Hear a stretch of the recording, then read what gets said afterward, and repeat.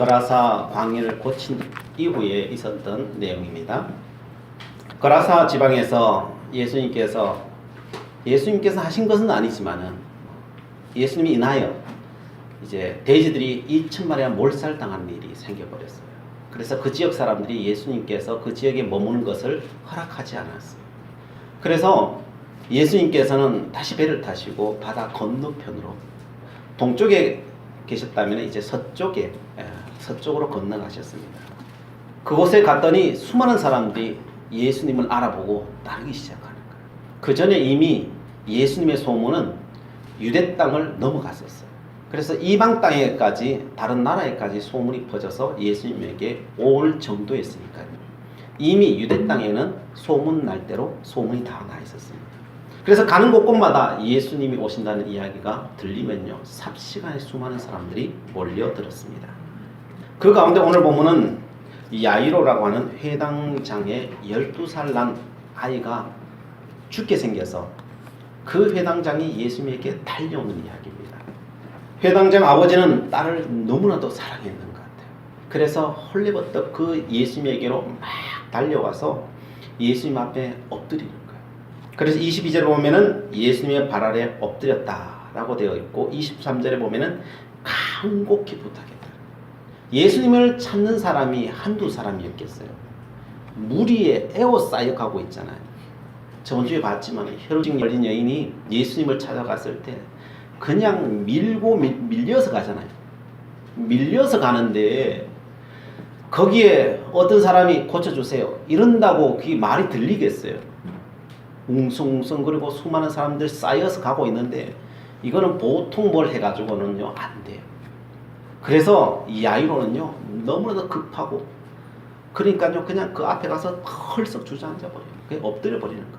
그리고 그냥 조곤조곤 말할 수가 없는 거예요.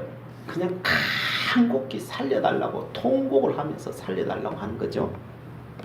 그랬더니 예수님께서 그 말씀을 들으시고 따라갔더라라고 하는 게 오늘 본문 말씀이에요. 이것을 보면은 사랑하는 딸이 죽어가는데 그렇게 안 할 수 없지 않습니까? 그죠? 당연하다고 생각하지만은 사실 이게 당연한 이야기가 아니에요. 그 시대적 상황 속에 들어가면요, 이 야이로가 그 딸을 향하여서 엎드리고 간곡했다라고 하는 것은 쉬운 일이 아닙니다.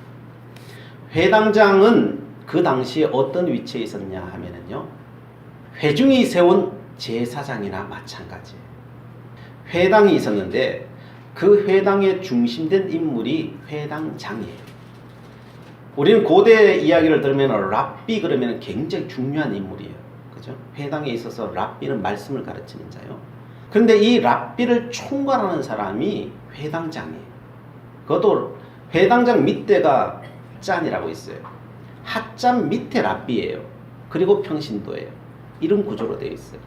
그래서 회당장은 전체 건물도 관리하고 예배 집내 모든 순서들을 관리하고 또한 재판하는 일까지도 관장했었으니까요.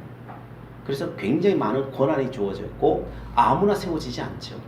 그 지역에 권위 있는 자, 힘이 있는 자, 덕망이 있는 자, 이런 사람을 세우는 것이 관리였어요. 그래서 회당장은 그 지역에 유명한 인사였던 거죠. 야이로는 그런 의미에서 모든 방면에 뛰어난 사람이에요. 근데 그 사람이 예수님 앞에 엎드리는 거예요. 그대로 가면 갈수록 이런 사람들이 세상에 손가락질 당하는 사람들, 또한 자기보다 낫다고 생각하는 사람들 앞에 가서 엎드린다는 것은요, 사실 거의 있을 수 없는 이야기예요. 왜요? 체면 문화. 요즘도 우리가 체면 문화가 강하지만은 그대로 올라가면 올라갈수록 체면 문화가 강해요. 그래서 이런 속담들이 생기지 않습니까? 조선시대에는 양반들은 비가 와도 어떻게 하잖아요? 뛰질 않아요. 왜요? 체면 때문에. 안 뛰어요. 이런 말도 있어요. 양반은 물에 빠져도 무슨 헤엄을 안 칠까요? 개 헤엄은 안 쳐요. 곧장 빠져 죽어도 개 헤엄은 안 쳐요. 양반은 얼어 죽어도 겹불은 안 쬐요. 겹불. 그 사람들이 춥다고 머슴들이 뭐 불 잠깐 넣고 막 이렇게 하잖아요. 그거 옆에 가서 쬐지 않는 거예요. 왜? 체면 때문에. 체면이 뭐라고 그 안 한다. 얼어 죽어도 그 안 한다니까요. 예. 그대로 갈수록 체면이 그만큼 중요해요. 어떤 때는요 목숨보다도 중요해요. 인도나 아랍에는 명예살인이라는 게 있어요. 우리 가문에 누구 자녀가 명예를 훼손시켰다라고 하면은 그 부모나 그 형제가 그 자녀들을 죽여도 죄가 되지 않아요. 왜요? 체면이 그만큼 중요한 거예요. 살인을 할 정도로 중요한 거예요. 그런데 그 고대로 올라가잖아요. 2000년 전이잖아요. 얼마나 중요한 시대예요. 그런데 그 체면을 던져버리는 거예요. 그 딸을 위해서 던져버리는 거예요. 또 예수님 시대나 지금 시대 같기도 하고 다른 부분들이 있는데요. 그게 뭐냐면은 딸이 죽으면은 보통 누가 쫓아올까요? 엄마가 쫓아가요. 아빠하고 엄마하고 따지면 누가 쫓아가요? 엄마가 쫓아가요. 구약 시대도 그렇고요. 딸이 죽어갈 때 엄마가 대부분 선지자를 향해서 막 쫓아가서 따지고 막 그렇게 해요. 살려달라고 그렇게 해요. 근데 여기는 아버지가 쫓아가고 있어요. 아빠가 딸을 그만큼 사랑했던 거죠, 사실은. 이게 보통이 아니에요. 그리고 또한 그대로 가면요, 아들을 위해서 쫓아가는 건요 좀 이해가요. 근데 딸을 위해 쫓아가는 경우는 많지 않아요. 왜냐하면은 그대로 갈수록 딸은 사람의 수에도 치지 않았었어요. 고대에는 그랬어요. 사람의 수에도 치지 않아서 좀 딸은 아들 되면요 많이 밑에 있는 개념. 저 어릴 때만 해도 좀 그런, 촌에는 그랬어요. 저 어릴 때만 해도 그게 심했어요. 아들은 촌에 가도 밭일을 안 시켜요. 근데 딸은 시켜. 예. 우리 촌에 그랬어요. 예. 우리 집에는 딸이 귀해서, 딸이 없어서 딸을 귀하게 여기는데 다른 집엔 그러더라고요. 예. 최근까지도 그랬으니까요. 고대는 오죽했겠어요. 그런데 그 딸을 향하여서 그 아버지가 뛰어간다. 이거는 보통 일이 아니에요. 또한 이쁜 날입니다. 체면의식은 그래도 뭐 넘어갈 수 있다고 칩시다. 조금 부끄러움을 당하면 됩니다. 그런데 예수님 앞에 이 회당장이 엎드린다고 하는 것은요 그런 차원을 넘어서요. 왜냐하면요 회당장이 예수님 앞에 엎드린다는 것은 그 당시 사회에서 매장당할 수 있는 거예요. 예수님은 이미 바리새인과 서기관들, 사회 지도층으로부터 등을 졌어요. 우리가 앞에 계속 봐왔잖아요. 등을 진 상태예요. 사회 지도층들은 예수님을 귀신의 우두머리라 라고 그렇게 선포를 했어요. 예수님과 같이 있는 것은 귀신과 같이 있는 거예요. 그렇게 생각했어요. 가족들과 친지들까지 예수님 앞에 쫓아와서 집으로 돌아가자고. 그래서 예수님을 데리러 왔어요. 사회 지도층이 예수님께 잘못 갔다가는 유대 사회에서 매장당할 수 있는 거예요. 그래서 사회 지도층이었던 니고데모는 요한복음에 보면은 밤에 몰래 와요. 몰래 올 수는 있어요. 그런데 이 야이로는 지도층이면서 대낮에 그것도 수많은 무리들 앞에 그냥 땅에 엎드려서 그것도 간곡히 가십시다 이게 아니고 그냥 간곡히 통곡하는 겁니다. 이게 있을 수 없는 일이에요. 거의요. 그 당시 사회에 들어가 버리면요. 야이로는 그만큼 그 모든 것을 다 팽개치고서라도 그 딸을 구원하고자 살리고자 하는 그 마음이 있었습니다. 또한 야이로는요 예수님에 대한 확신이 있었어요. 사회 지도층들은요 예수님께서 놀라운 역사를 기적을 일으키는 걸 알아도 자기 체면과 모든 것 때문에 예수님 앞에 안 가요. 또한 보고도 저건 귀신의 역사예요. 안 믿어요. 귀신의 역사를 안 믿어요. 그런데 이 야이로는 믿었어요. 이게 믿을 수 있는 게 복이에요. 놀라운 역사가 일어난다고 다 믿는 게 아니에요. 믿지 않는다니까요. 사회 지도층이나 이런 사람도 안 믿는다니까요. 사회 지도층은 자기 자식이 아팠는 사람이 없었겠어요? 어려움 당하는 사람이 없었겠어요? 근데 성경 어디에도 사회 지도층들이 예수님 앞에 나왔다는 이야기가 없어요. 안 믿었다는 거죠. 그런데 이 야이로는 달려나왔다는 겁니다. 그렇습니다. 그리고 이 야이로가 그렇게 간절히 외치니까요 예수님이 따라가시는 거예요. 왜요? 그 마음을 보시는 거예요. 그 마음이 어떤 것인지 예수님이 보면 아시잖아요. 그러니까요, 수많은 사람들을 고침받으려고 하는 수많은 사람들이 있어도 적어도 그 정도의 정성과 그 마음을 보신 거예요. 보시니까 어떻게 해요? 다 버려두시고, 그 무리들을 다 버려두시고 그 야유를 따라가시는 거예요. 거기는 다 아픈 사람들이에요. 그런데 그 야유를 그 마음으로 살아가니까요, 주님께서 그 발걸음을 옮겨버리시는 거예요. 근데 그렇게 다급한데 그 중간에 무슨 일이 있었냐면요, 혈우증 걸린 여인이 예수님의 옷자락에 손을 대거든요. 저번 시간 봤잖아요. 고침받는 역사가 일어났잖아요. 그리고 예수님께서 그냥 가시면 되는데 또 그 예수님께서 그 혈우증 걸린 여인을 또 찾아요. 지금 얼마나 급한 상태인지 아시겠죠?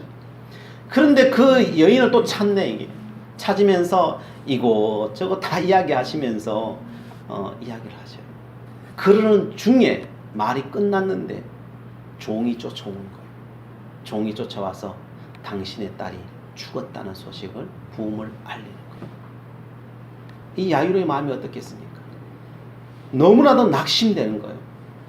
그만큼 열정적이었기 때문에 모든 것을 다 버리면서까지 이 자리에 왔기 때문에 그 딸이 죽은 것에 대해서요, 그 마음이 어떻겠어요? 그냥 억장이 무너지는 거예요. 딸이 죽은 것도 억장이 무너지지만은 지금 자신은 다 버렸잖아요, 사실은. 엎드린 그 자체로 다 버린 거예요, 사실. 자신의 인생의 모든 걸 다 버린 거예요. 다 잃은 거예요, 다. 딸도 잃었죠. 사회적 명성도 잃었죠. 다 잃어버렸어요. 얼마나 억장이 무너지겠습니까? 얼마나 낙심이 되겠습니까? 그 순간 얼마나 원망이 됐겠어요? 아니, 저 혈류증 걸린 저 여인만 아니었어도, 지체하지만 않았어도, 아니 내가 좀 더 빨리 달려왔으면은, 예수님께 빨리 달려왔으면은 또 되지 않았을까? 뭐 이런 저런 생각들이 막 오만 생각이 안 지나갔겠어요. 그때 예수님께서 말씀하십니다. 36절의 말씀에 두려워하지 말고 믿기만 하라. 막 두려워 떨고 있고요. 오만 생각이 지나갔는데 그때 예수님께서 딱 한마디 해주는 거예요. 두려워하지 마라. 믿기만 해라. 딱 그런 거예요. 참 단순합니다. 지금 야이로는 너무 복잡한데 예수님은 두 마디로 평정시켜버려요. 두려워하지 마. 믿어. 단순화시킬 수 있는 게 능력입니다. 그래서 우리의 삶 속에는요, 단순화시켜야 돼요. 뭐 복잡한 것이 우리의 머릿속에 막 맴도세요. 그러면요, 주님의 말씀을 생각하세요. 단순화시키세요. 두려워하지 말고 믿으시기 바랍니다. 이게 답이에요. 주님은요, 사도 바울도요, 우리의 신앙은 복잡한 게 아니라는 거예요. 단순하다는 거예요. 이해하든지 아니오하든지 두 개밖에 없다는 거예요. 이거 안 하니까 이해하고 아니오 안 하니까 우리가 너무 힘들고 세상에 매몰되어 버리는 거예요. 고린도후서 1장 18절부터 20절 말씀에 이렇게 말합니다. 하나님은 미쁘시니라. 우리가 너희에게 한 말은 이해하고 아니라 함이 없노라. 우리 곧 나와 실로아노와 디모데로 말미암아 너희 가운데 전파된 하나님의 아들 예수 그리스도는 이해하고 아니라 함이 되지 아니하셨으니 그에게는 예만 되었느니라. 하나님의 약속은 얼마든지 그리스도 안에서 예가 되니 그런즉 그로 말미암아 우리가 아멘하여 하나님께 영광을 돌리게 되느니라. 아멘. 예수님 안에는 예밖에 없다는 거예요. 아니오라고 하는 것은 없다는 거예요. 예수님 안에서 안 된다는 말을 하지 말라는 거예요. 다 된다라고만 말하라는 거예요. 그런 사람들은요, 되는 은혜가 임하는 것입니다. 왜요? 하나님은 미쁘시기 때문이라는 거예요. 하나님은 악한 분이 아니라는 거예요. 일부러 꼬시는 분이 아니라는 거예요.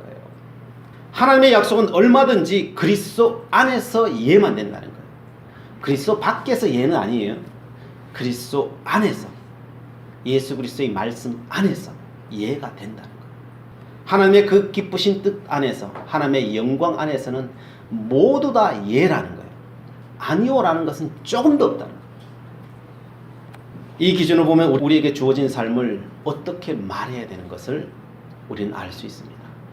여러분, 우리의 삶 속에서 주님의 약속의 말씀이 있고 내 환경이 있습니까? 어느 것들을 붙잡겠습니까? 많은 사람들은요, 환경을 붙잡아요. 아니라는 거예요. 주님은 예를 붙들라는 거예요. 주님 안에서 환경이 아무리 그렇다 할지라도 주님이 말씀하셨으면 그 말씀을 이해하고 붙들라는 거예요.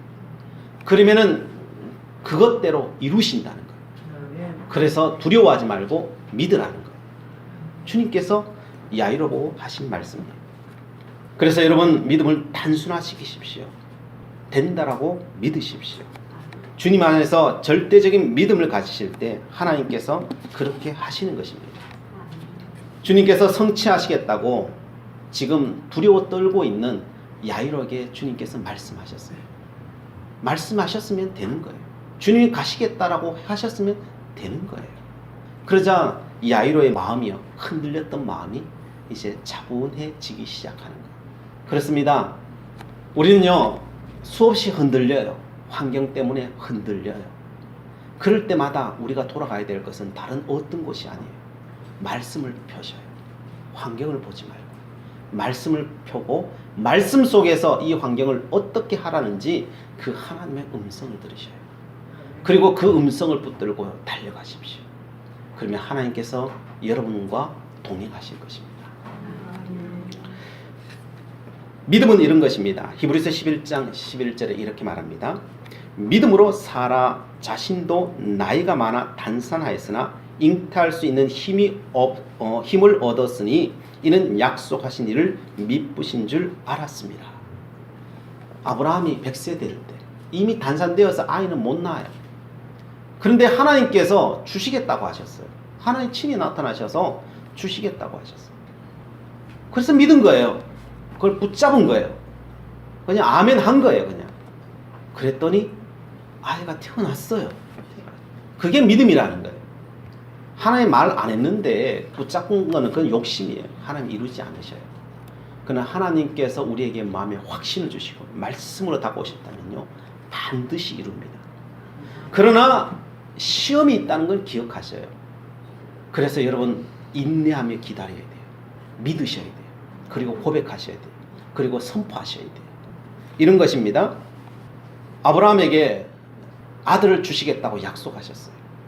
그런데 몇 년 뒤에 아들이 왔어요? 25년 뒤에 아들이 왔어요. 25년이라는 시간은요, 시험이에요. 내가 인내하고 참아야 될 시간이에요. 믿어야 될 시간이에요. 이게 요거는 견뎌야 돼요. 견뎌야 돼요. 이스라엘 민족이 출애굽했어요. 하나님께 가나안 땅으로 가도록 해주셨어요. 근데 그 앞에 홍해가 나타났어요. 이게 시험이에요. 이게 시험이에요. 그러나 믿는 자를 통해서 홍해는 갈라진 줄 믿으시기 바랍니다. 시험은 이기라고 주는 거예요. 그 축복을 주는 조건이에요. 조건. 그걸 이기셔야 돼요. 다윗은 왕이 사무엘이 와서 왕 삼아주시는데 기름 부었어요. 왕 되어야 되잖아요. 근데 13년 동안 도망 다녔어요. 왕 되게 해주신다며요, 하나님. 근데 그게 뭐예요? 그게 시험이에요. 그게 시험. 요 시험을 잘 이기면요, 왕이 되는 그 은혜를 입는 거예요. 결국 인내하여서 그것을 받아내는 거예요.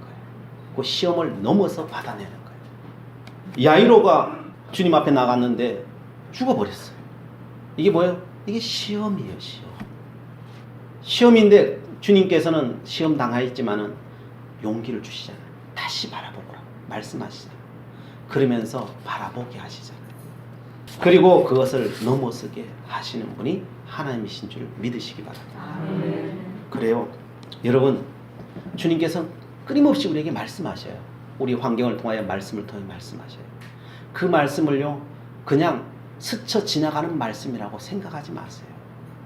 하나님이 우리 마음속에 주시는 거예요. 확신이에요. 여러분 확신이 왔으면요, 밀고 나가세요. 아멘. 그러면 하나님이 때가 되면 이루셔요. 아멘. 때가 되면 이루셔요.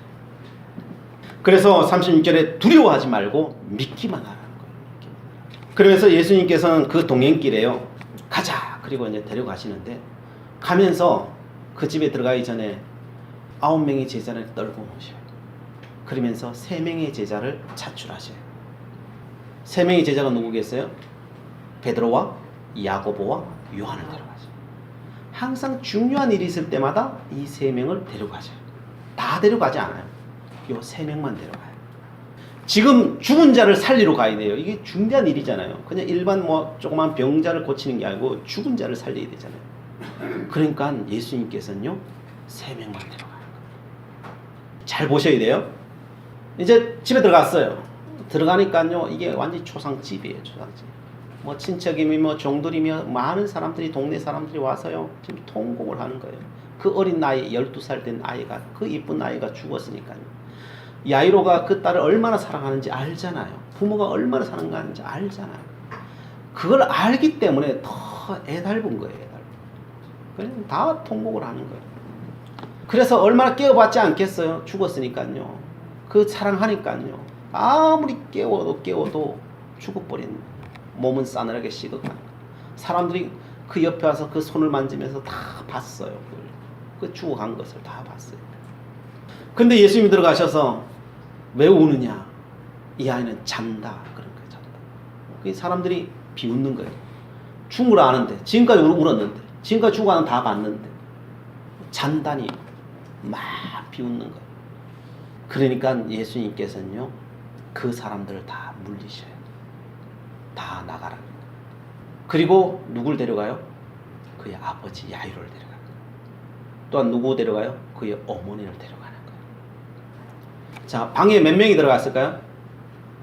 방에 3명요? 5명? 제자 셋. 네, 6명.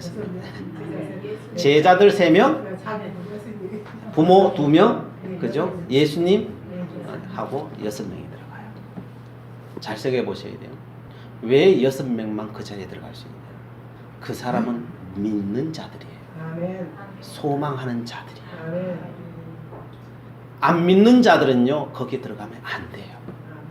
하나님의 역사에는요 믿는 자들을 통해 역사가 일어나지 안 믿는 자를 통해 역사가 일어나지 않아요. 여러분 다 제자라고 제자가 아니에요. 제자 9명은요 이 3사람보다 믿음이 떨어져요.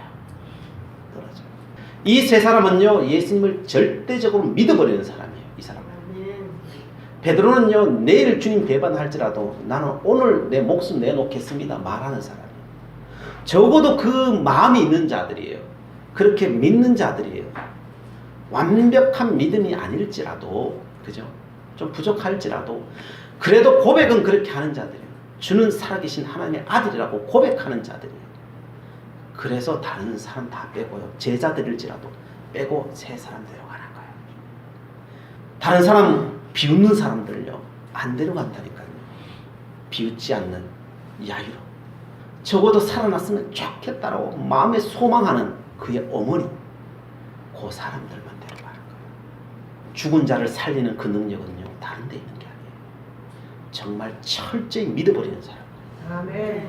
철저히 믿는 사람, 주님을 믿는 사람, 바로 거기에 믿음의 역사가 일어나는 거예요. 고침받는 역사가 일어나고 죽은 자가 사는 역사가 일어나는 거예요.